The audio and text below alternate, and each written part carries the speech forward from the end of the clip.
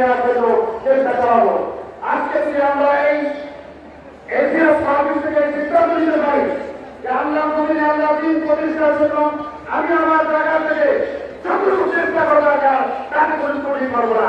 ইনশাআল্লাহ ইনশাআল্লাহ আল্লাহ জমিনে আল্লাহ দিন প্রতিষ্ঠা হবে, ইসলাম বিজয় হবে, আর ইসলাম বিরামমালায় হলা ইসলাম বিজয় হয়ে থাকবে। আমি এই প্রত্যাশা এই দাবি রেখে এই আশ্রয় রেখে আমার অঞ্চলে এখানে শেষ করছি।